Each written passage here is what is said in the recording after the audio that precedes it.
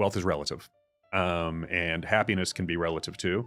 And when you mix them so much together, and so if you move into a neighborhood, what your example on vacation rentals is a great real estate theory. It may not always be a great happiness theory. Like the way to accumulate wealth may not always be the way to accumulate happiness.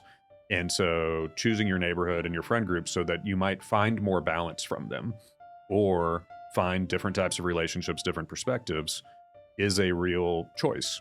And you don't have to approach it competitively as what's the nicest place I can be in, because you may end up with a peer set that is not actually who you would normally choose to spend the most time with. And so really be thoughtful around who those people are.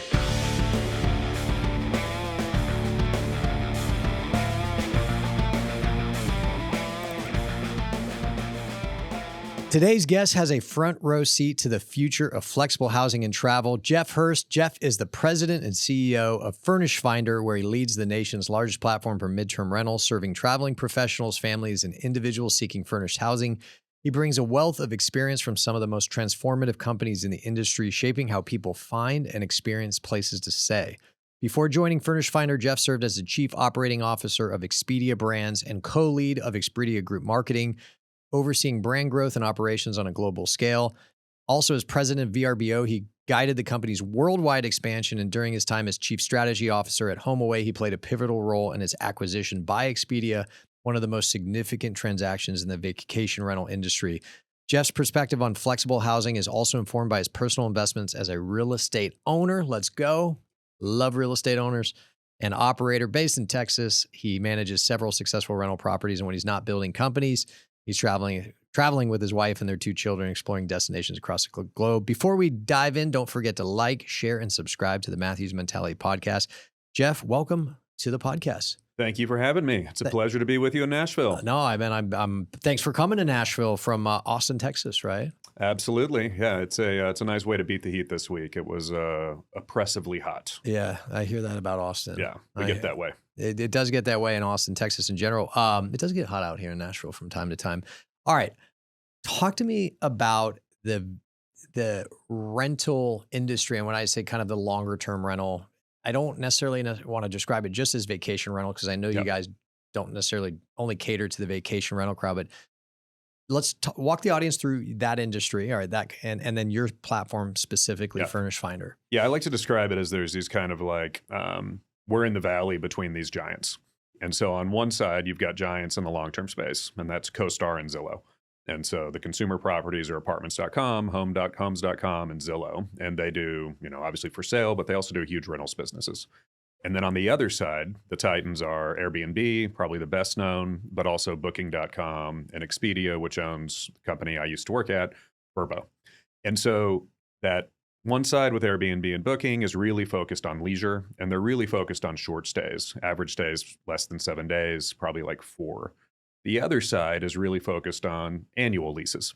And so the rental businesses for Zillow and apartments.com, overwhelmingly multifamily and typically unfurnished and annual. In the middle is Furnished Finder. Furnished Finder is monthly furnished housing. And so what we do is provide a service that allows you to save money and communicate directly with landlords versus an Airbnb, but also find inventory that you wouldn't find on Zillow or apartments.com. And so as a frame of reference, we think Airbnb has about maybe 150 to 200,000 homes that are monthly furnished rentals in the US. Zillow and apartments.com probably have about 80,000, and we have about 300,000. And so there's more inventory, but it is a little bit of a throwback in that you're reaching out directly, almost like Craigslist or Facebook Marketplace, but with tighter quality controls. Give us, I'm going to ask you to kind of generalize here, but give us a general sense of who are your kind of bucket of customers. I know one of the big ones for you guys is travel nurses. Yep. What are some of the different groups of people that you've seen kind of overwhelming using your service versus the 12-month and then the 4-day? Yeah, so we're a marketplace, so I think about customers on both sides. On the landlord side, the customers are independent landlords. Overwhelmingly people have a single property. And so we're not working with, the massive developers. We're not working with the gray stars. People don't come to our platform to advertise multifamily. And so it's independent landlords on one side. Typically this is like their largest store of wealth outside their primary residence. And on the tenant side, what you have is we got famous for traveling healthcare, travel nurses. That's about a quarter of our business. The biggest use case is actually corporate. Corporate, I'd say, has a split. There's skilled trade corporate, which is construction for your data centers, for your skyscrapers, for your multifamily. And then there's corporate that's more like you might be a traveling salesperson, you might be an entrepreneur, you might have to relocate for a consulting job. So that's the biggest. Then traveling healthcare, relocating is the fastest growing. Relocating families are somebody's moving to Nashville, maybe from Dallas. They don't know what neighborhood they want to live in. They don't know if the school's a right fit for them. So they're going to rent for 3 to 6 months, figure it out, and then buy.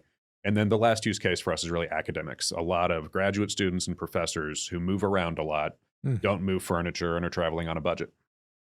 Yeah, I got to get my parents a Furnished Finder account because they're in Los Angeles. A lot of myself, my brothers, I think my sisters were thinking about relocating. And so for them, they're like, we want to find a place in Nashville. We don't know where we want to live. And I've said, hey, find a furnished home or furnished apartment.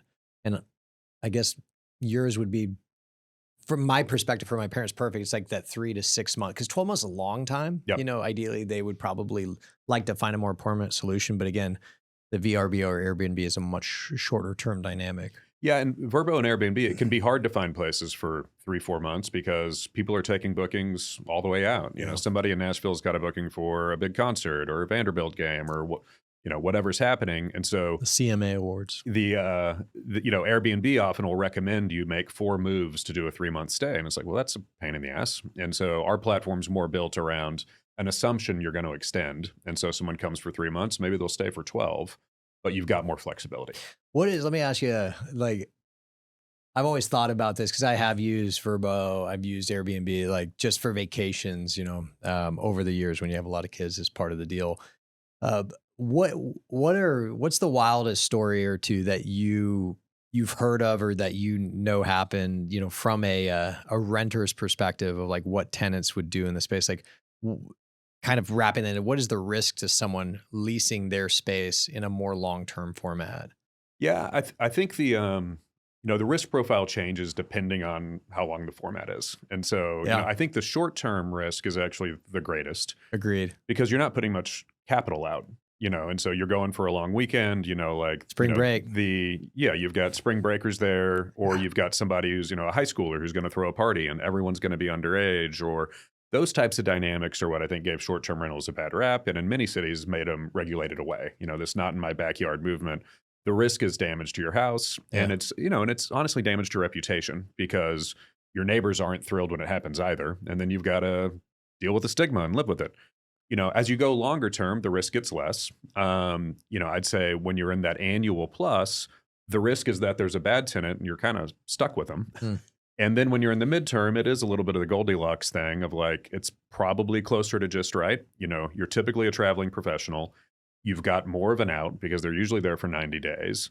And the use cases are more attuned to someone who's going to be respectful, and your neighbors are likely to be thrilled that there's a nurse living next door, or an academic, or a family that might be trying to move to town that they're excited to see, have kids in the neighborhood. When you're at Vrbo, what was maybe the craziest story that made its way up to you as to something that happened in the short-term rental space? The craziest story, very personal to me, COVID had just started. COVID was at the peak, travel restrictions were starting. Yeah. And so we were in the process of notifying people that they weren't going to be able to travel. And I remember it was probably the 3rd week of March. It was right after spring break. We didn't go on. My wife and I both get phone calls and text messages in the middle of the night. And it is a number from Florida leaving us threats because they are not able to go on their trip to Panama City. He's like, this is canceled. It's your fault. I'm going to kill you. Leave us both text messages, leave us phone messages. And it was just this, it was a crazy time, but it was also, I think it was like an $800 reservation. And my wife wakes up and she's like, what have you gotten us into? What is happening here? And, it was a weird moment where being an executive that you don't think of yourself as public gets really public really fast. And so we start thinking about security at our house and start thinking about how do we know if this person from Florida is driving to Texas right now and what's happening? And nothing ever came of it, but it was a good reminder how personal these things are. Sure. and how messy they can get fast in terms of like, I'm making decisions that often I think of in a macro context of, well, this is going to be better for the broad group. And, maybe some people will be impacted, but like each of those individual impacts, can go wildly wrong. And, we woke up for many weeks after that, just like, I can only somebody coming. I can only imagine. This is crazy. Florida, man, they're crazy. Did you give them the $800 back? Well, that was the irony is, we reported it to the police and the FBI. Sure. There's no way to give this guy his money back without identifying him and then trying to arrest him. So it's like, you've really done yourself a disservice here versus writing a cordial LinkedIn note or email and describing the situation and seeing how we can help. Yeah. Like, there's no way to get this guy's money back because I was about to say that would take too much effort, but he probably had to go through a lot of effort to find you and your wife's cell phones. finding, I still don't know how I found that information. And Well, ended up hiring a service to like Yeah. purge records and figure out how people find me and that sort of stuff. Commercial real estate brokerage. I could show you after the podcast. Okay. We're Pretty good at it. finding that stuff. Yeah, it's not that hard. It's not that hard.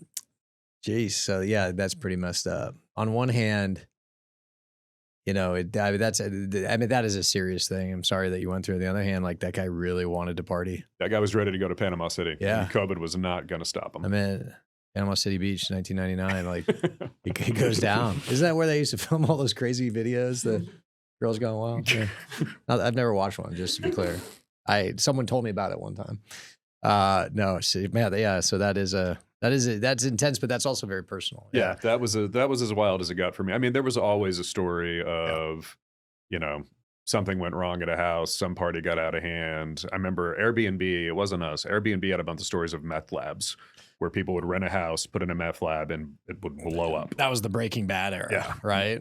Didn't Walter White do that in one of the episodes? Didn't he like, oh no, there's a home being tented for like termites and he broke into it. Yeah. See, the home and the RVs. Yeah, you got to charge extra if you're going to rent your house to be a meth lab because there's lots of liability. All right, so you were talking about stigmatizing the issue of renting a home for a week. So I'll give you a little personal story. Have I shared this on the? So I buy this house in 30A, not Panama City Beach, but down in the Panhandle, really nice area. And it was in this little gated community of 25 other homes, right? The house I bought was very nice, but it was like the worst property on the best block. As a real estate guy, that's what you always want to do. You always want to buy. And this area had one of the homes sold for like $35 million. It was really nice. And so, I use it 6 to 8 weeks out of the year. So a little bit, summer, maybe spring or fall break, a little bit in the winter. But when I'm not using it, I was like, rent it out, right? Why not? There's nothing against it. And so I rented it out for spring break. You could get, don't quote me on this, 20, 30 grand a week. For sure. Of course I'm going to rent out on spring break. And I'm naive. I've never done a rental. I have a property management company that handles it. I'm sure they put it on. Airbnb and VRBO. Airbnb, see what happens. Fine. And I asked the question like, hey, you guys vet the tenants, right? Yeah, of course we vet the tenants, like the adults and their credit score, and they have to sign this, that. It never occurred to me that some parents so desperately want to either be their kids' friend or want their kids to have friends, like they would sign and in essence, I guess, guarantee the damage for the all party. Of a sudden, I get a video from one of my neighbors, like it just says like, "Are you kidding me?" And his house could look down into mine, and it was a big house, like 8 bedrooms, and it was like, I swear to God, 60 people in the pool, like partying. Yeah. And I was, at first I'm like, whose house is that? But that was my house. And so we were able to get him out after a couple of days for 1 million violations, but it's pissed my neighbors off so much. Yep. And they were all so wealthy that I guess they didn't have to rent their house. Like, but I'm sitting there like 30 grand for a week. I'm not going to be down there. It's a no brainer. They got together and amended the HOA For sure. to eliminate short-term rentals of less than 30 days. Yeah.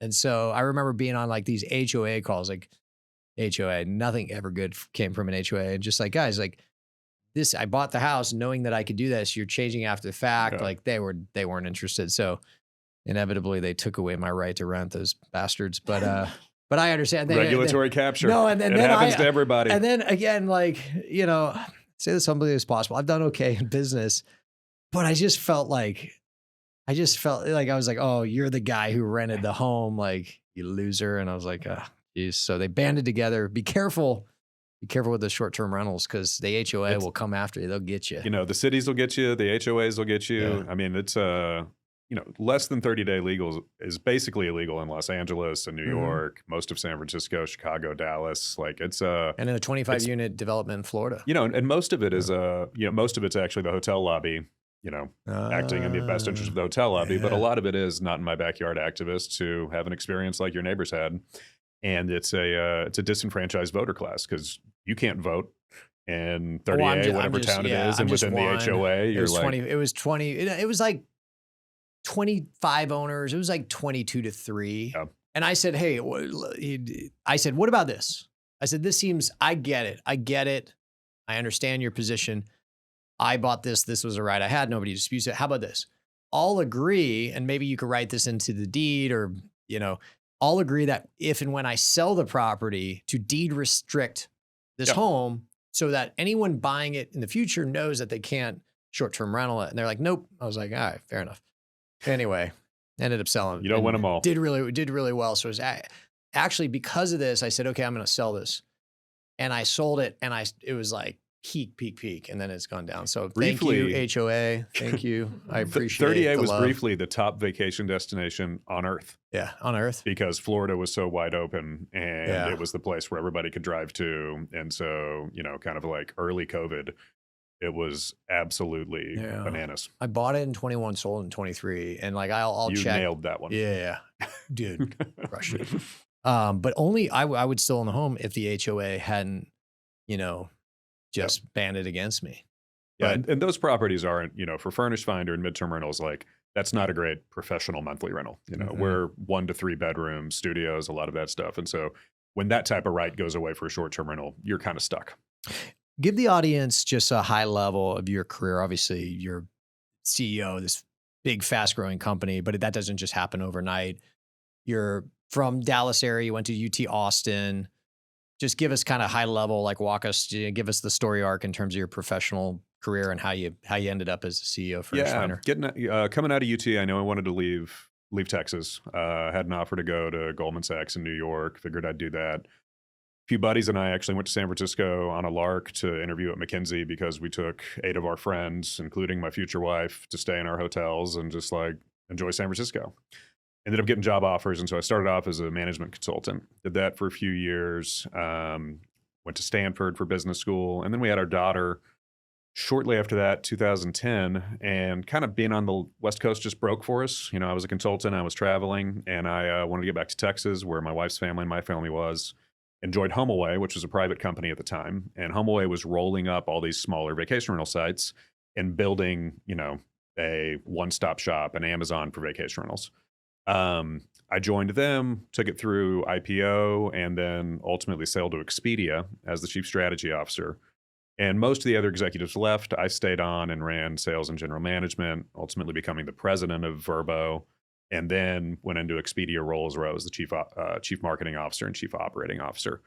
So it was unique in that, it was 13 years. It was a very long stretch, all in travel tech. And when it breaks bad. Learn the lessons of how, not all executives stay forever.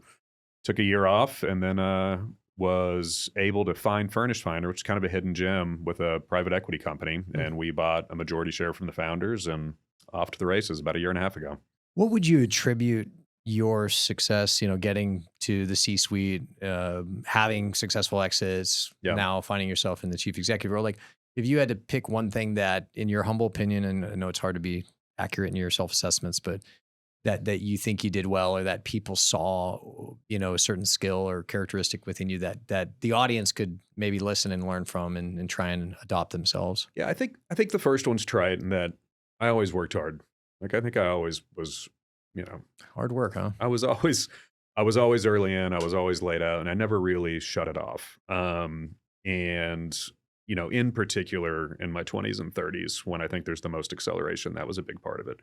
The second part. Can I push pause right there? Like, what did an average day look like for you? Like, what time would you get in? What time would you say? Because people could have different definitions of hard work. I mean, I'd also say the definition of hard work in Austin was different than the definition of hard Yes. work in San Francisco. And so I kept working like I was on the coast, which was a lot more than people were working in Austin. I was I would probably take a kid to daycare early, be in the office before 8, and be there until after dinner, come home, help with get the kids to bed, and then work from home. And, so I bet it was 60 to 70 hour weeks when we were early. Why were you working? Like, why didn't you search for work-life balance early? Like, what was driving you? What was your motivation? My perspective on work-life balance is that you can't measure it in micro. And so, and I think I felt that way early, in that you've got to think of it more as like seasons of life. And I knew I was at a fast-growing company where I had the chance for a lot of acceleration. And it was a moment where, like, work was coming. I was a young parent. We had one, not two kids at that time. And so it was like, work was probably in pole position. And then I would be there as much as I could while the kids weren't asleep and help. And like social suffered. And I spent less time with friends for a while. But the seasonal view of it was like, I knew I was in a moment where I could accelerate my career a lot and probably get some more balance back later.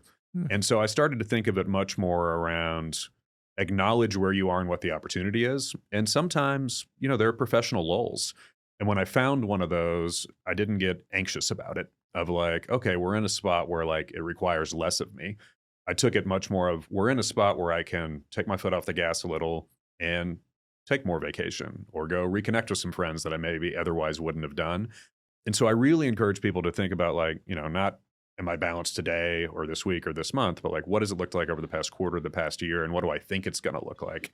And what works for me? And what worked for me was, frankly, like a higher quotient of work than what might not work for everybody. I've shared this story a couple of times. I was being interviewed. This was like a decade ago, and I was working long hours. I also had a family, and this was maybe LA Business Journal was like, well, how do you find work-life balance? And I was like, well, by definition, work-life, then I'm going to view balance over the course of my life. Like, and let's just say professionally over 40 years, this is how I see it. My first 10 years, it's all work.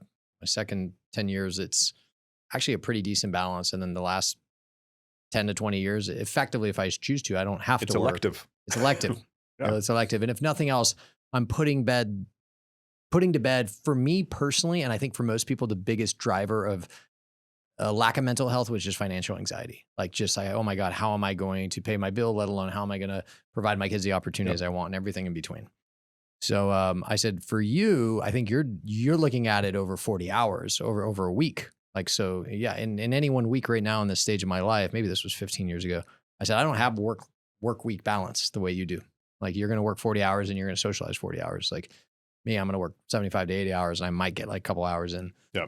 But it was my opinion at a young age, I think similar to you, that there are seasons of life and you could front load, and compounding nature of wealth, and really the compounding nature of a career is the more you confront it, the more it compounds and grows exponentially faster. So I couldn't agree with you more. What's the best piece of advice you've ever gotten? Comparison is the thief of joy. Oh man. And so, the first time I heard it was actually at Stanford. It was in the context of like, be really thoughtful about who your neighbors are, what neighborhoods you're going to live in, who your neighbors are, and that, keeping up with the Joneses is a dynamic that may never win. Like, and who'd you hear that from? Do you remember? I believe it was Garth Saloner. Were they making, I'm just kind of like spitballing here. I've never heard this. Were they making the argument, and I'm just going to, that if you make $1 million, don't live in a neighborhood where people make $1 million or more, like actually live in a neighborhood where people make a lot less? Was that the argument? That wasn't the entirety of it, but it was basically like, a lot of wealth is relative. And happiness can be relative too.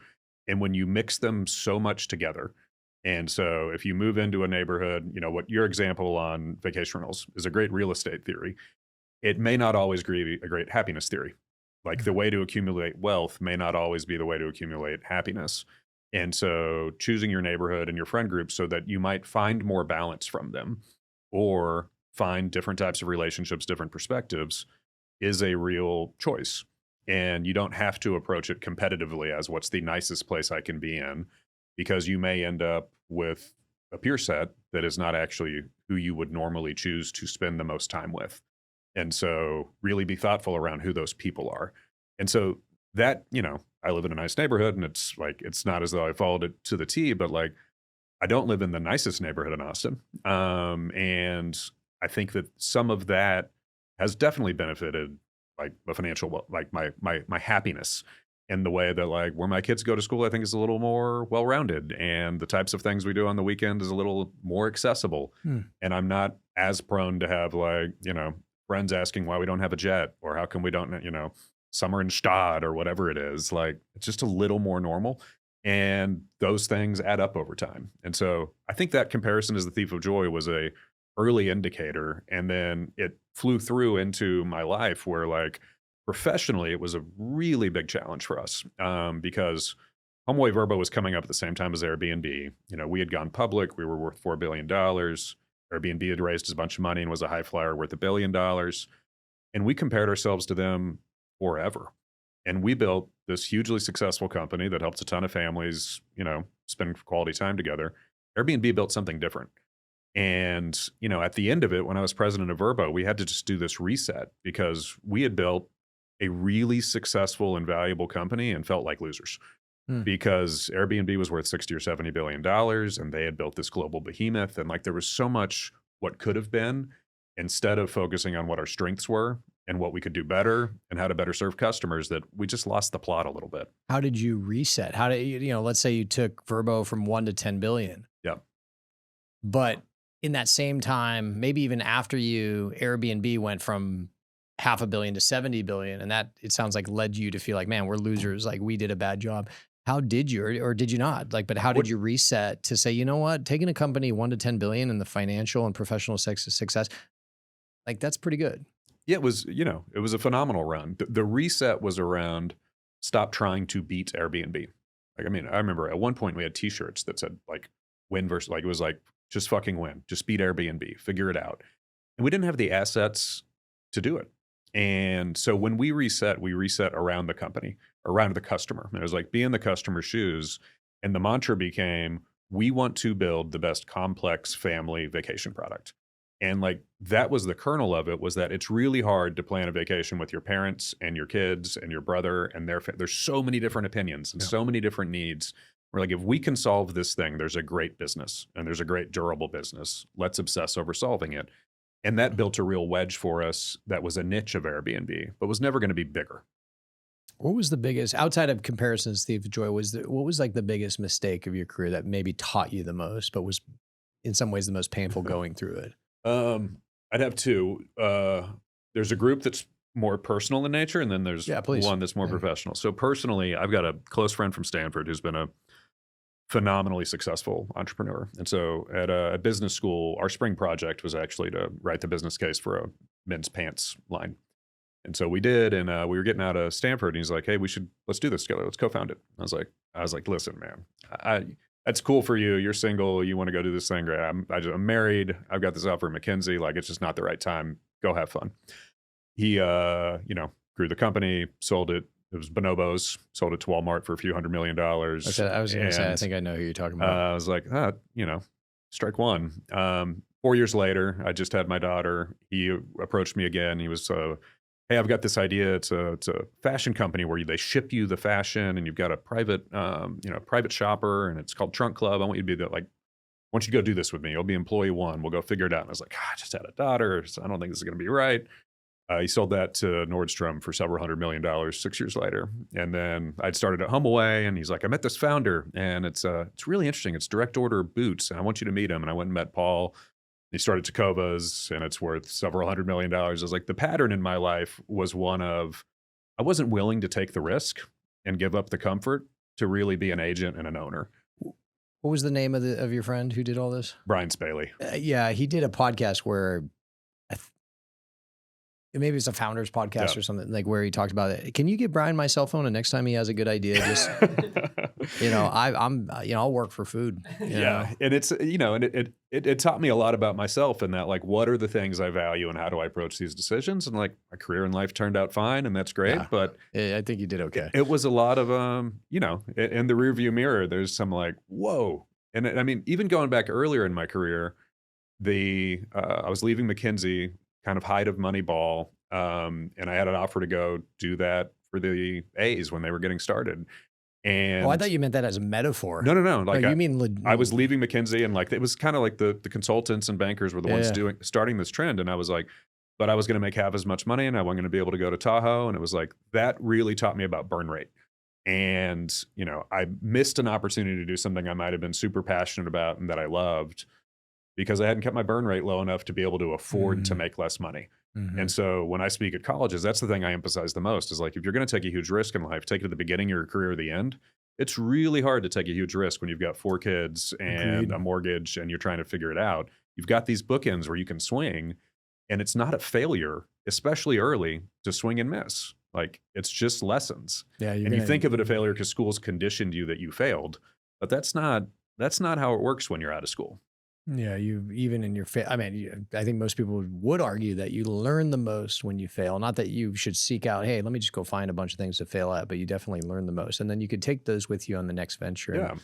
that will likely increase the probabilities the next thing you do is successful. So, personal mistakes, a couple missed opportunities, and I think you said there was a professional one, or Yeah, the professional one, I was new at HomeAway. It was probably late 2010, maybe early 11, and Airbnb was a fraction of our size. And we had our CEO, our co-founders were friendly with their co-founders. I don't think Airbnb ever would have sold or merged, but like we thought they might, and we kind of ran game theory around like, is this an interesting thing to own? And I made a passionate case that this was not a good business and we should not be trying to buy it. Like it's got too many regulatory issues. It's got lower unit economics than ours. It's not clear that it's going to be legal in all cases. Like just over and over and over, I was browbeating that like this wasn't a business that was as good of ours and we shouldn't trade down. And it totally missed the plot that it was a super disruptive business that had the potential to be way different and bigger than ours. And, we paid for that for a long time because I was so focused on what we were doing. I wasn't looking at what we could be doing and where the industry was going.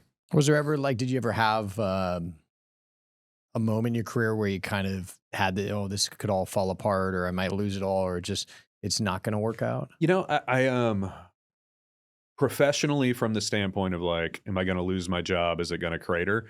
That I don't remember that feeling. I always felt quite confident that I had like built good both followership and people who were supporting and pulling me through and had relationships that would overcome it.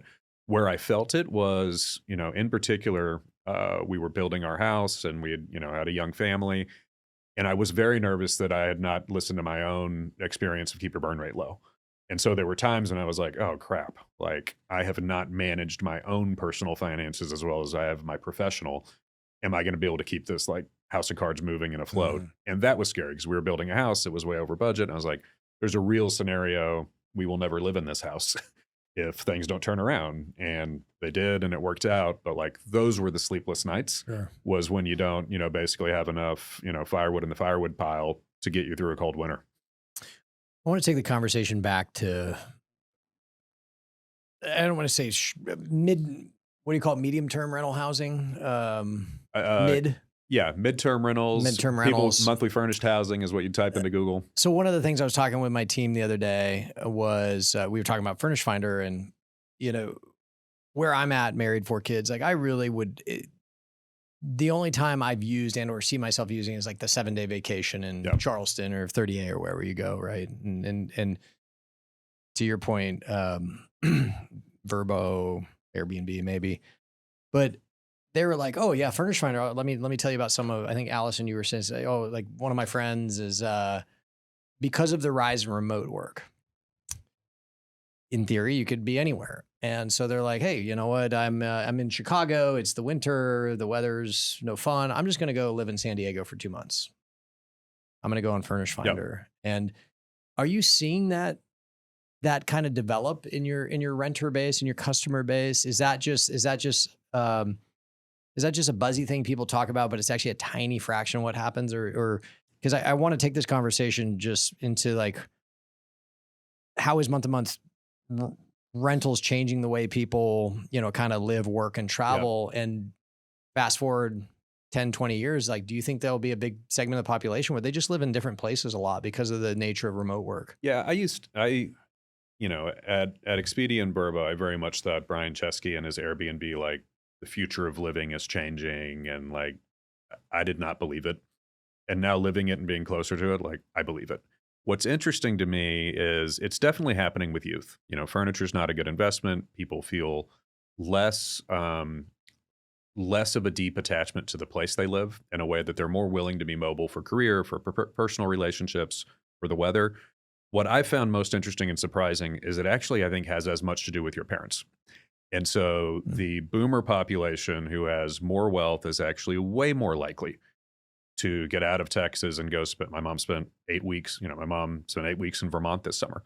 And people are moving around, either to be closer to grandkids, they're moving around to seek better weather, but they're in a place in their life to where they're really making the most of this kind of like 65 to 80 or even 60 to 80 and just being more mobile and not having the attachments of I've got to be here for, my house, my whatever, and maybe even renting that out has been the thing that's most surprising to me.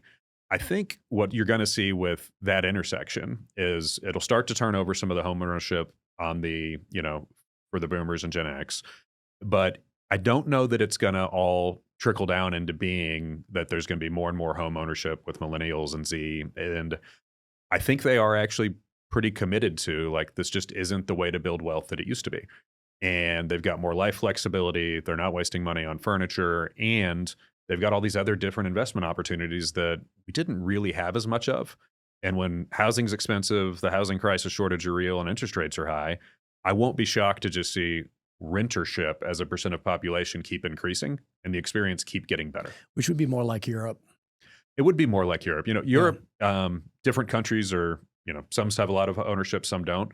Yeah. But when you're in like the UK, like there's a lot of monthly furnished rentals and a lot of month-to-month living. And I think we'll eventually get to a spot more like that. Has Furnished Finder looked at going outside the US, or is there all types of regulations? No, we it's kind of on the eventual, but not the urgent. We're in the middle of redoing our entire tech platform, which includes currency and language and being prepared to do it. But we'll start with, probably Canada and really being great for North America.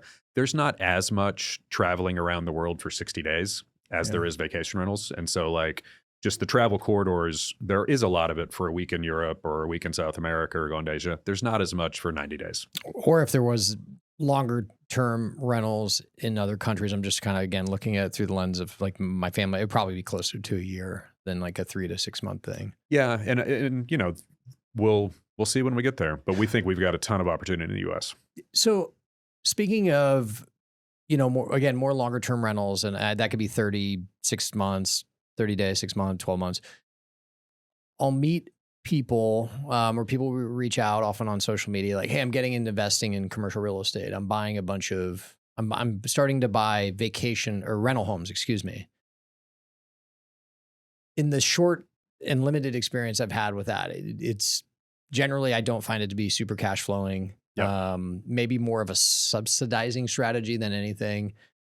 Tremendous kind of management lift, even if you're not the property manager, which I don't recommend anyone be, but you just every week you're getting asked questions about like, do we want to rent it for this many days? This like, what's the biggest, I guess, opportunity, and then also the biggest warning you'd have for people? Like, what are they missing when it comes to creating wealth through investing in or buying monthly furnished rentals? Yeah, I think the long-term rental game is it's very slow wealth. You can make cash flow work. It's less risky. You can figure it out with the annuals. The short-term rental is very high risk. I think where it works best for people is when they've got a big W-2 and they can use it as a tax advantage. Or if they're going to have usage like your place on 30A. What's interesting about Midterm is that you actually can have a great cash return profile for not a lot of capital in. And there's a few ways people do it. One is that, the average footprint's a 2-bedroom. And so you're more likely to be buying like a duplex or a smaller footprint, something that's got just a more manageable note that you can make cash on faster. The second thing is there's a lot of arbitrage in the midterm rental space where you'll take a 3-year master lease that's an unfurnished duplex, and then you'll actually furnish it and rent it out yourself as the tenant who's finding other tenants. And then you're almost no cash in. You're basically just furnishing and paying a month down. And then you can use that to start to build the equity that you can then use to buy the next one or to keep taking out arbitrage leases. And then the last model, and we see quite a bit of this too, is it's actually just house hacking. People will add an ADU to their house. You can get favorable terms. You can do it with a HELOC. And then that becomes a mechanism to generate the cash to go buy something and then to add something else. And so there's these different ways to play with it that I think make it much more manageable in terms of how much capital it takes to get started, but also a much higher rate of return in terms of just like how quickly you get an IRR that works. Yeah, as someone who's in commercial real estate, the challenge I've always seen from an economics perspective of buying a single family home as a rental, like as an investment property. Now I always look at it just from like a 12-month lease. What could the home rent for? So I haven't looked at it 3 to 6 months. And the idea of turning it every couple weeks, it just, no, thank you.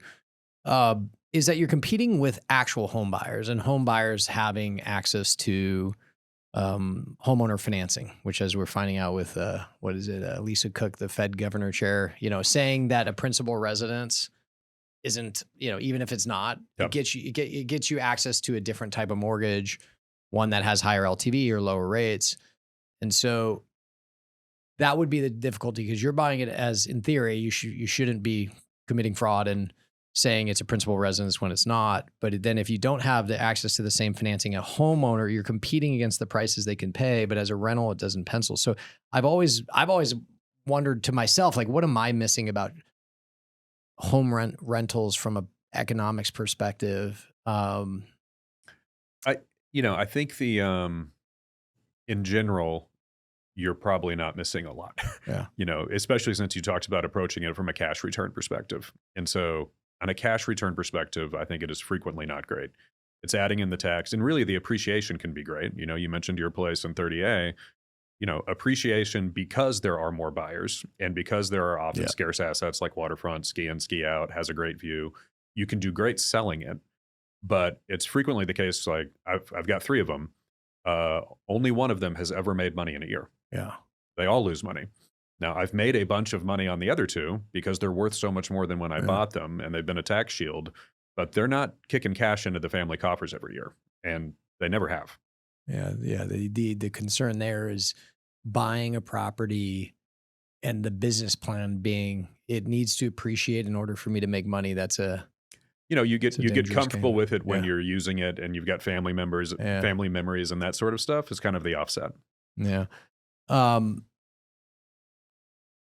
What do you think renting a place will look like 10 years relative to today? Like what do you see the biggest difference, looking out into the future versus the market today in your space? I think the biggest difference will be just the breadth of inventory. And so just so much more. Yeah, there's going to be so much more furnished inventory. And so right now it is this kind of, it's about pickleball courts and foosball tables, and it's leisure, it's the bright neon on the walls and all that stuff. It's going to just start to feel more livable. And so, I think maybe a easy way to describe it is what feels like stale corporate housing now is like the dominant force in monthly furnished will start to feel less stale and branch out.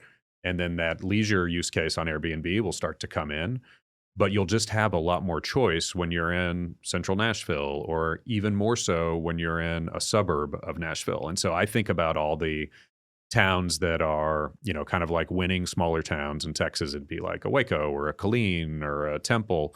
There's not great hotel options. There's not a ton of ready-made housing, but there is a lot of growth in people moving there.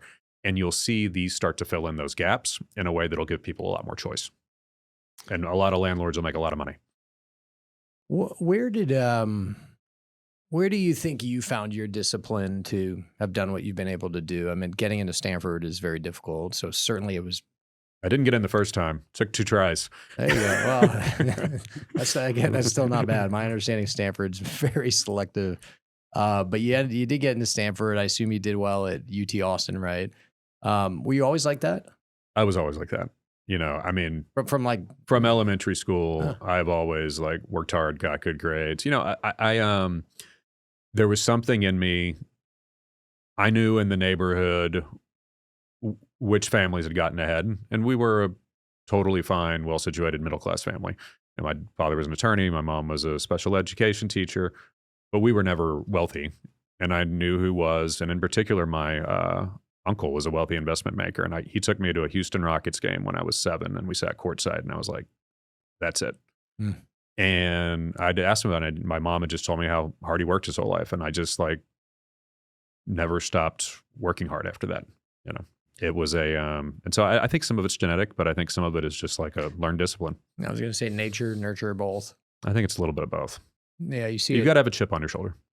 And I think I had one of those pretty early. And yours, it sounds like was, it's kind of, I say being the poorest kid on the block. That's all relative, but yeah, it was, I wanted more in a way that I only knew how to describe it as wanting more money in a way that I think was quite vain and surface level, I was going to ask, how's that changed for the time? And now that I think as I've earned more money over time and have more money, I've realized it's a bottomless pit of like never knowing what's enough. And so you've got to recalibrate around like, what does happiness look like and how do you create it? Would you go back and talk to your 22-year-old self who's about to set out and say, hey, like, don't stare into this bottomless pit, or do the ends justify the means? Like, is it that actually gave you the fuel that in many ways powered you to get to where you are today? My best friend and I teach a course at the Business Honors program at UT every year that is this. It's 21-year-olds, and the course is called What You Should Know Your First 5 Years Out. And the big lessons we share, one is about burn rate, and it's about don't spend everything you earn unless you're committed to always earning more and making that like a life's drive, and that can be dangerous. The second is about how much relationships matter, and that working hard your first few years out of college is how you build relationships and network. Even if you don't like what you're doing, do it well, because those are just such formative bridges you're building to create the option value to go do more.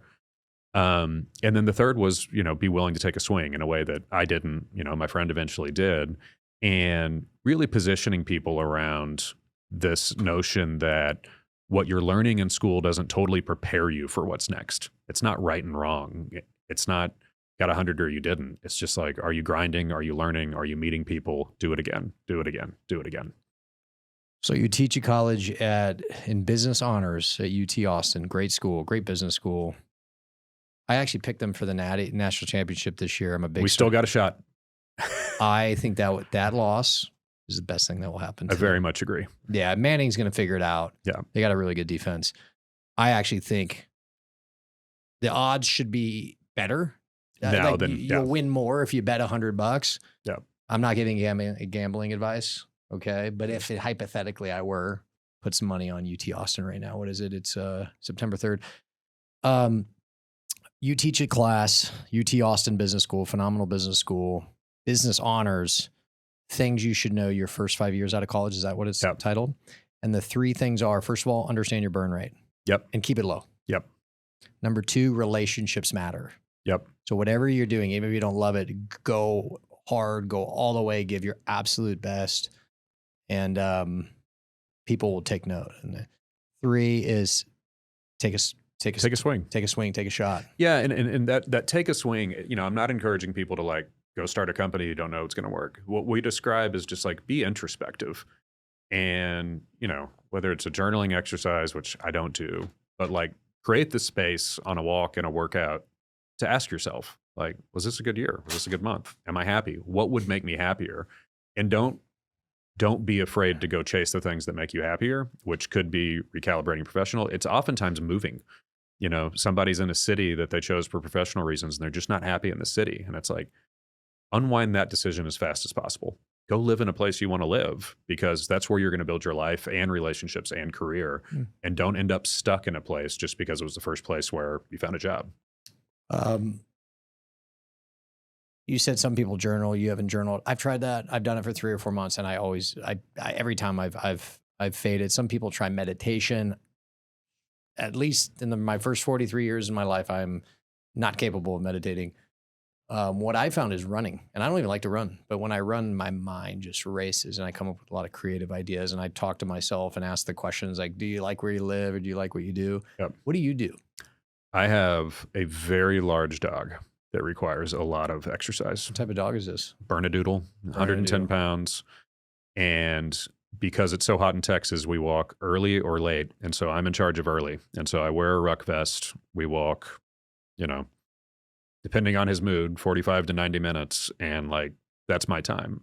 And, it's kind of like there's either it's silent and I'm really going introspective, which And in I'd say Austin, you got to go sometimes at like happens. 5, 6 a.m. for it not to be really hot. I think I do a lot of, I think, my best thinking, like listening to, I'd call it formative music for me. Like I listen to a lot of 90s hip hop Yeah. and like rock, and like I'll put that on and just kind of see where my mind goes. And then sometimes I listen to podcasts. But between those three things, that's where I find my most creativity. Is like my body's moving, I'm out there and, and able to just kind of reach into different corners of my mind. Yeah, you listen to that Matthews And I don't, Mentality podcast. that's right? it. We catch it. And then and I don't journal, but I am really good about note taking. And that, like, when something comes into my mind, jot it down. Just don't lose it. And that's become a pretty big pattern of mine. Who's on the playlist?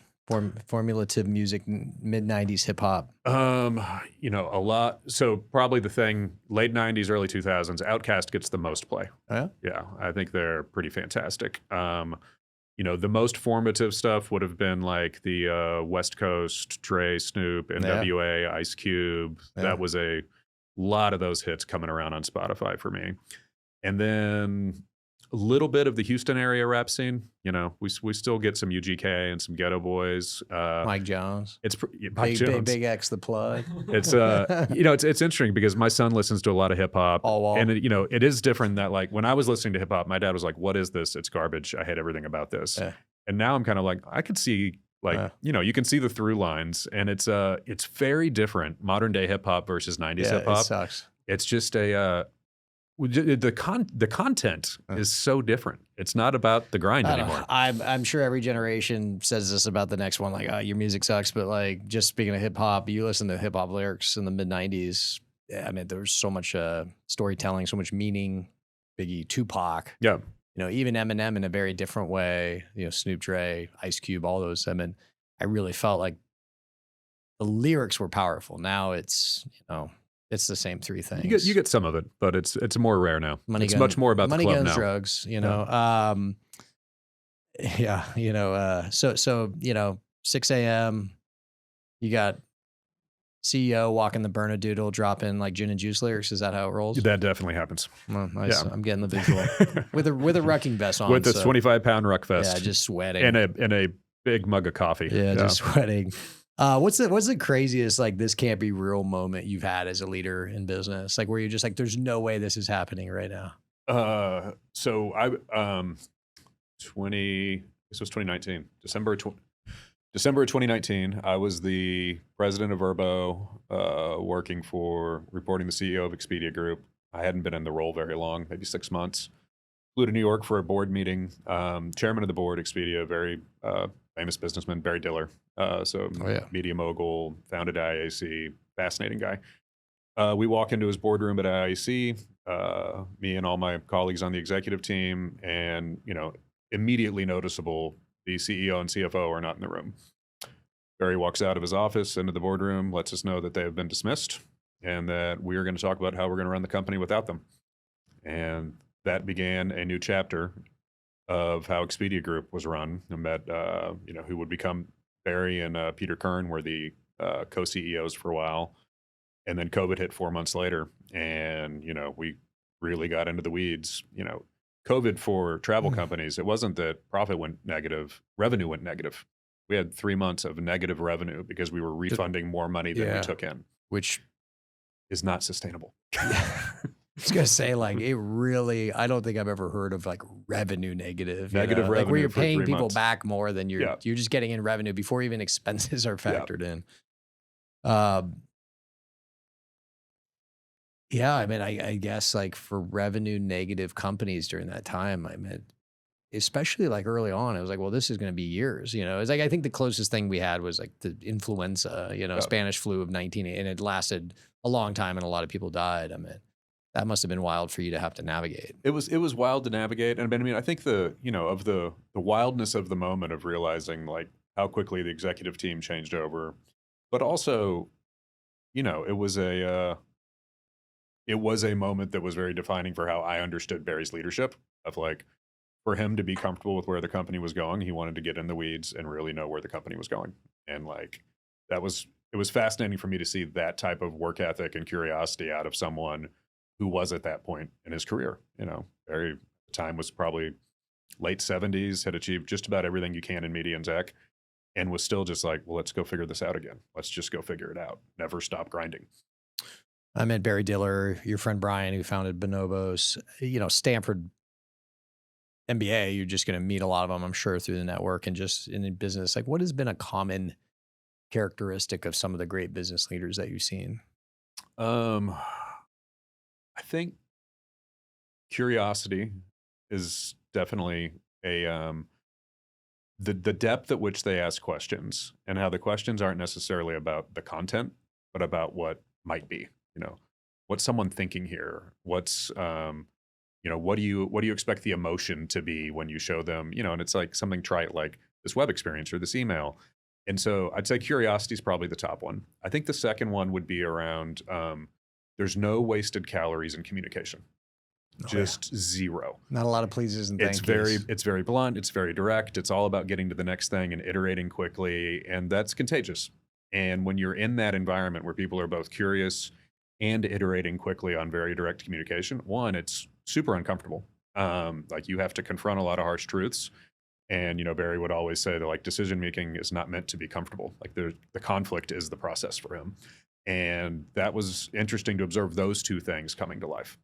I've been talking with my exec team. There was a book, Radical Candor, I think it was by Kim Scott, and it touched on this thing of ruinous empathy, where like in the process of trying to, kind of protect someone's feelings, against like really harsh criticism, you don't actually provide them the feedback, the criticism, the coaching, however you want to, kind of package it. And then they don't get better. And it's like, it's ruinous to them in the long run, even though in the short run, you're trying to, almost protect them from feeling bad. Is that something you struggle with? Is that something you've had to, because, it sounds like Barry Diller has no problem with it. And, no problem. Conflict is the process. I think I don't think it's something I struggle with anymore. It is something I have struggled with. Yeah.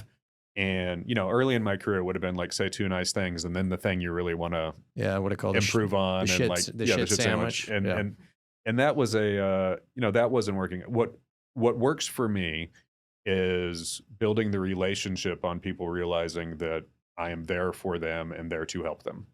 And that is that's the majority of the experience. How can I help you do your job? How can I help make this better? And like, I'm there in service of them.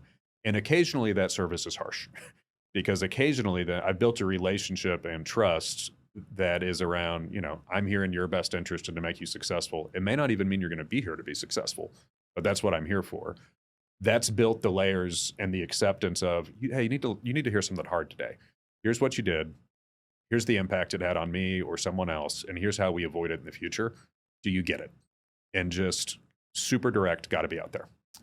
I think most young people, that's hard. Any generation, especially this one, where they've been raised in a very, soft men create soft times. It's like a very soft culture of like worrying about everyone's feelings. And again, bullying's bad, but like everyone's so hypersensitive to bullying and labels anything they don't like that happens to their kids some form of bullying. Like that, the young men and women entering the workforce today, they are so nice to each other. Like they're so sensitive to each other. They are so thoughtful about each other's feelings. And, and that shows up in how they communicate and the amount of like, I'm sorry is no, please you first. That happens all the way to liking everyone's photos. Even you'll see people like leave a company and like everyone's still at the company, like likes, it's like, hey, I've started this new company at a competitor and everyone at the company like likes it. Like, hey, best of luck. Go and you're get like, wait, what? Yeah. Like they're at a competitor. If that guy or gal succeeds, he will put you in your business or your career track negatively impact, if not out of work. Like what? And it's like, well, I mean, but like, I don't want to be mean. Yeah.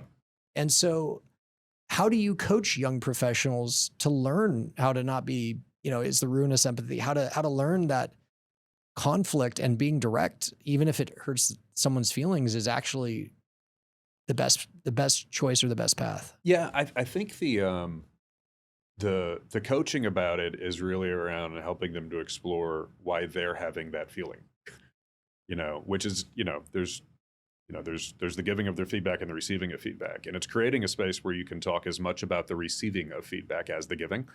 And it's like, listen, if you are saying something that's factually true, we have to be in a space to where we can explore whether you dispute the facts, and if not, what did they mean to you and why? And if they have hurt your feelings or set you off kilter, like, that's the interesting discussion. That's the growth. Like, the observation of the facts and what you did should not be growth. Like, it should just be part of history and you understand it and you either regret it or you don't. The what you're going to do next and how it impacted you, that's where you learn. And I think there is a lot of power in what I see with the younger generation for the kindness, but they have not heard as many harsh truths yet. And I think that there's the potential that there's going to be something magical with them, because they do have ability to be more introspective if they can get past that hump of really listening to more of the harsh truths. What talk to the audience if someone's never used Furnished Finder. I want to take it back to the company. Is what would be the highest logical use case for someone who hasn't used it yet? Maybe, and again, I don't just mean as an owner, like it's a 25-year-old, they don't own a rental. Like, why should they go to the website, sign up, and start looking around? I think that the, if you're in a phase of your, if you're thinking about where to invest money or how do I get ahead with a side hustle, you come to the website to learn how easy it is to put a few $1,000, $10,000, $30,000 at work and change your life with investing in real estate. Like, to me, it is the starter kit for how you can invest in real estate, because it's a lower price point, it's a predictable return profile, and there's a lot of people figuring out. We've got almost 250,000 landlords on our platform that are making it work. There's a lot of people you can learn from, and there's a vibrant community to help you figure this out. And so, my real encouragement is, like, treat it as an asset class and go explore the asset class to see if it's a good fit for you. But I'm always encouraging people to invest in what you know. And if you know your neighborhood and that there's always families moving there and that there's not enough housing for people doing remodels or people doing tear downs or for people who want to be in your school district, think about that investment theory. If you know a university nearby, if you know a hospital nearby, just go explore, because it's very low cost to build a business case and go shop on Zillow and see what would it look like to run this and put together a business case for yourself. Like, that's the practice. And that's the curiosity for me owning 3 of these. Like, it never turns off. I'm constantly dreaming about what's the next thing I'm going to buy? How would it work? Would it work? Should I do it? Over and over and over. What's the biggest misconception about owning flexible housing? That it's Airbnb. The biggest misconception is that Airbnb is the category, and people don't realize how many people are looking for an alternative to Airbnb. And a lot of that is traveling nurse renting. Say you're going to travel 9 months out of the year and you're on a stipend. Airbnb's fees over the course of 9 months on your stipend are a week's take-home pay. Like, that's a lot. Mm-hmm. You're willing to do some work to take that week's take-home pay back as a traveling nurse. And so, like, the crunch in our economy right now is being felt by the working class. And, we're kind of a throwback internet company. We're just trying to make it easier and cheaper. And a lot of them made it easier and more expensive. And so we're competing with easier and more expensive with cheaper.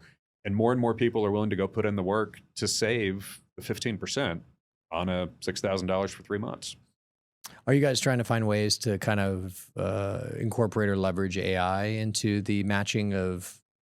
We'll eventually do more of it in the search process. Right now, we use it mainly for help center and how we facilitate people answering questions and getting service on our site. It's for us right now, it's like foundational problem of getting the data organized so we can do it better. Okay. But we will do it. What's one Furnished Finder kind of client testimonial story that stuck out with you as a CEO? We actually had a great one.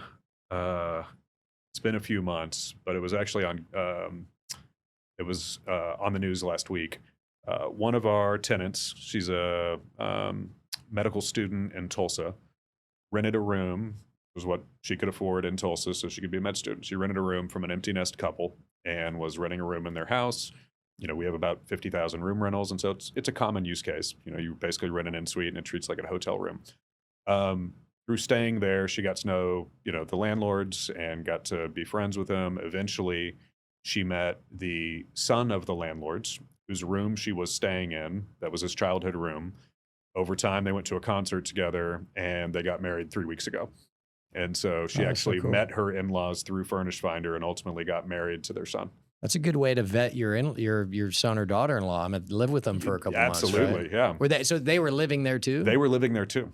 How Yeah. does that work? Like you walk out in the morning and like, A lot of times it'll be a garage apartment or an I get you. ADU, but frequently it is, there's Yeah. a in-suite bathroom with a room and somebody's renting it out for what are the rules about dishes? $600 a month. They have their own norms and their own Yeah. rules about how you share common spaces and what you do with dishes and all that stuff. Dude, my CFO, Ratty, he was my college roommate. Worst roommate ever. His room was immaculate. You Yeah. couldn't go in his room. If I went in his room, he could see the footprint on the carpet, but just an absolute slob in the kitchen. Left all his dishes all over the sink. See me, I was immaculate in the common areas because I'm a considerate person, all right? I washed all the dishes. I cleaned up. My room was a disaster because I was like, well, this only affects me. Like, how do I know I'm not getting a ratty, right? Yep. That's why we let you communicate directly and be sure you know who's going to come stay. I think the surprise you feel of the use case is interesting because it's getting to be so common. And so, one of our big customers is a company called PadSplit. All they do is help homeowners rent out all the different rooms to different tenants in their home to maximize yield. And like the housing crunch is real and people are willing to live this way. Not willing, enthusiastic to live this way because they can save so much money. And in many cases, they like the community it builds of getting to know new people. And if it doesn't work out, go get another roommate, switch houses. And the reality is a lot of people it's tough times. It's the only way to make ends meet. Wage inflation hasn't kept up with inflation. People are living paycheck to paycheck. I just saw, I think it was McDonald's had their quarterly earnings. Maybe was it last week? And the CEO was saying they are seeing a pullback on McDonald's and people are just skipping breakfast or cooking at home because it's just so tight. So the difference financially, I mean, we talked about financial anxiety earlier, but that being, at least for me, that was always like in my 20s and early 30s, that was always what like kept me up at night. Yeah, you keep your burn rate low. That's a good way to do it. Keep your burn rate low. Absolutely. Renting out I couldn't even imagine what one room in Tulsa goes for. It's probably not a ton, maybe a couple $100 a month, but it makes a difference. Yeah, absolutely. And it makes a difference for the landlords too. I mean, they may enjoy the company, may enjoy having a med student or travel nurse there, and certainly enjoy that it might mean they take an extra vacation every year. It makes a difference just from a real estate perspective in the supply of housing. Yeah. I'm just thinking, and again, it's not for everyone, because again, if someone financially doesn't need to, then I understand wanting to keep their home private. But, again, so many people I think really are financially strapped that it really could introduce tens, if not hundreds of thousands of units into a market. America does not have a room shortage. We have a housing shortage. There are enough bedrooms in America for everybody. There are not enough houses in America for everybody. America does not have a room shortage. They have a housing shortage. There are a phenomenal number of excess bedrooms in the U.S. And, I don't think that is the answer to the crisis, but every little bit helps. And, that kind of communal living is going to be more common in the younger generation. And I think will open up some income opportunities for, boomers and X as they might need supplemental income in retirement. It's interesting. It's almost kind of like trending back to how it was 100 years ago where, you'd have some random guy living in the basement or upstairs, like, or somebody lives above the shop or something. Yeah. It's really because of the cost of housing, shelter. Yeah, people are getting more creative and innovative on where and how they live. Yeah. Last question. What is your why now? Like, what drives you today? How has that changed from when you were 22? I think my why today is much more about family than when I was 22. I wake up thinking about what my son and daughter and wife are up to, how my son and daughter are gonna, just grow up and evolve and what that means. And so there's a lot more of what is the role modeling aspect of who I am at work and at home and how is that shaping people versus I think when I was 22, it was much more like I want to prove to the world who I am. Mm-hmm. And the dirty secret was like, but I haven't really figured it out. Yeah. So like, how do I do these two things at once? Whereas now I do think I've like figured out who I am and the dissonance to the extent there is any on like that why is like, how do I shine a light on the parts of who I am that I'm like most enthusiastic for them to pick up on? And then not shield them, but help them understand the parts of who I am that maybe it's not that I'm not proud of them. It's that like, I don't know if I want them to pick up on as much of that. I talk about, my father died when I was, I think on the younger side, I was 36. And that it was like the greatest learning moment from my father was his passing, because I got to reflect on like, what were the things I took from him that were good, and what were the things I learned from him that were Yoda lessons of like, hey, don't do this. He was an alcoholic a lot of his life. Like, don't do that. Figure out where these things are broken. And I think that got me to a more introspective and also just like conscious point of, how am I sharing myself with my family, lesser extent friends, and what does that mean to them, so that I can show up better. Your dad being an alcoholic, do you think business drove, like, was that something that No, that was how he coped with the stress of business and finance, or was that something different? um, geez, I mean, guess a great question would have been to ask him when I had the chance. He gave up alcohol. We had an intervention when I was in college. He, gave up alcohol, went back to alcohol. When he died, he was sober. He had been sober for quite some time. I think that it was the story I tell myself about it is that his dad was an alcoholic, and it's what he knew. He Mm. grew up that way. He knew how to live that life. He knew how to use that as a coping mechanism, and he never questioned it the way he probably should have. Why do you think you did? If in some periods of life, Yeah. maybe your dad was an alcoholic, why do you think you didn't necessarily turn to that, but your dad did? Well, I'm not a teetotaler, but I don't think I have the same type of problem. I think the challenge of being 21 and confronting your father about his alcoholism will change your relationship with alcohol pretty quick. Sure. And so I think that's what it was that I had to confront what the impact had been on his life, Oh. his relationship with my mom, his relationship with me. Like, I remember him being at a baseball game when I was in elementary school and having like, beers in the car and that sort of stuff. Like, you remember, and knowing that wasn't what I wanted. That wasn't a gift I wanted to give my kids. Changed how I thought about what the role of this is in my life. Yeah, Charlie Munger had it was in Sweet Charlie's Almanac, like the three, keys to a successful life, one of which was very simple, just said, don't ingest chemicals.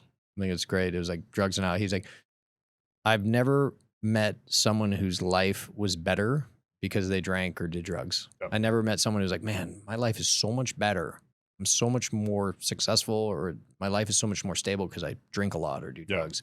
But he's like, I figured out the perfect balance. Yeah, but he's like, I've met hundreds, if not thousands, of people. It's the reverse. So yeah, sometimes it's. I think that the older generations, some of it is again, speaking to the general culture of our society, that it just not rumination, just like being introspective wasn't really part of their process. Like, let me think about this. It was just like they weren't taught to question things maybe the way we were, or the younger generation. When my dad was getting out of college, it was Vietnam. Like, that was a very different environment to be going through. My big crisis was the tech bubble burst. It was like a little different. Yeah, it was a little different. I wasn't around in Vietnam, but I almost feel like that era, like probably a good majority of men specifically were some form of alcoholics, because that was just. I mean, the rate of alcoholism and alcohol consumption in the U.S. is on like a precipitous decline. I saw that, especially with young people. Yeah. I think it's great. Yeah. At first I thought, like, man, that's so awesome. Like, credit to them. And then I read somewhere they're just turning to vaping. Like, they're just vaping and turning to like edibles, like gummies or whatever those things are. So, but it's probably better than alcohol. But talk to the audience about a resource, something they could do, read, sign up for, study, attend, so that would help them. That's helped you. Man, not relating to alcohol. That's Alcoholics Anonymous, but that's interesting. I think, other than Stanford Business School. Yeah, I think it's not that there's a resource I would point people at so much as there is a practice of taking time to be reflective. Whether it's the walk or whatever, it's the consciousness around how are things going, where am I headed, and what needs to change, and that can be conversations with your spouse, it can be conversation with your friends, it can be reflective with yourself. And so I am not a like self-help book guy. I have gotten a lot of value out of coaches and therapists before. And so, to the extent that that is a like destigmatizing moment of like, think about working with a coach or a therapist, like I think that can be phenomenally helpful. But I'm not always on with them. It's been more of a like, help me see blind spots and understand what could be next. But that creating the moments to be reflective and just take inventory of who you are and where you are, I think is one of the most powerful tools you can have.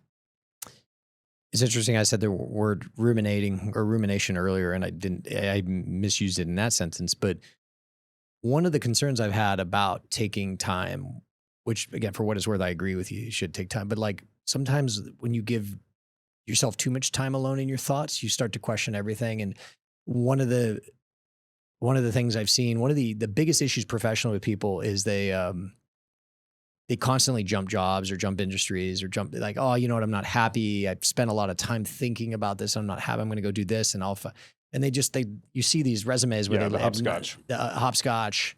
And, they kind of, we talk about compounding wealth. They keep interrupting the compounding nature of their career. How would you balance it, or how would you say like, hey, give yourself time to think? When I talk about being reflective, I think that there's maybe a presumption that it's about what's wrong. What's the inventory of things that are wrong that I need to fix? And I think that that's not the right presumption. Start with what's right. Like, what's the gratitude in my life that I need to be more aware of? And then what creeps into that? What creeps into my list of gratitude that might be something I need to work on. But like one of the most powerful things you can do, morning walk and taking an inventory of things that are going well and what's up, is then just tell somebody, it's awesome you're in my life. It was great to see you last week. I've been thinking about you and missed you. You had this impact on me and I wanted to share it. Like that stuff's contagious. And it comes from a place of creating the space to think about it. Yeah. Or walk into your office and tell someone who actually cares to listen, just express gratitude, not just towards them, but man, I'm so lucky I get to do this, or aren't we so to work with all you awesome people. Yeah, like, something like that. It's great. Yeah, and for me, when I was younger, I was definitely not that. I was just quiet. I kind of stuck to myself. But when you have children, you love them so much, and you just the thought of something happening to them, it like sometimes you allow your brain to go down this like imaginary, like, oh my gosh, what if this happened? And you just realize it would be so painful, so destructive. And then if those things haven't happened, and or you see someone who has a child who, through no fault of their own, something terrible, like you just start perspective, right? You have so much gratitude, and you start becoming, as you get older, I think it's easier to have gratitude and perspective, especially when you have children, because you start to see all the things that could have gone wrong that haven't, at least not yet. When you're in your 20s, you're so naive and you're so young and you're just not aware. And so, yeah, you're right. Like so many people, myself included, even now, but especially when I was younger, you approach alone thought or rumination as like, okay, let me focus on everything that I'm not happy about. But you're reframing it like, let me start by, start with the things you're happy about. Yeah. And really I'll stress the contagious aspect. Find the time to have a conversation with someone that helped you. And that doesn't need to be like, but I'm where I am because other people invested in getting me here because they cared about me, and them hearing that I appreciated that and staying in touch with them is of value to them and me. And just like, don't stop that practice. The connection from introspection is more valuable, I think, than the introspection sometimes. I agree. Jeff, this has been great. I really appreciate you coming here. For everyone listening, be sure to follow Jeff Hurst on LinkedIn and follow Furnished Finder on Instagram, Facebook, or furnishedfinder.com, right? Go sign up. Yeah. Go rent some space, baby. Everybody come, help society make some money. Yeah, make some money, buy a rental, lease it out.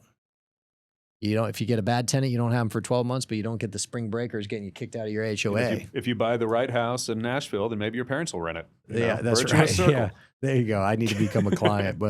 And if you found value in this episode, don't forget to follow me on X, Instagram, LinkedIn. Just search Kyle Matthews CEO and catch more inspiring conversations on the Matthews Mentality podcast whenever you listen. Jeff, thanks again for coming to Nashville. I know you're going to continue to crush with Furnished Finder, and I'm going to have to sign up. All right. Thank you for having me. Appreciate you coming.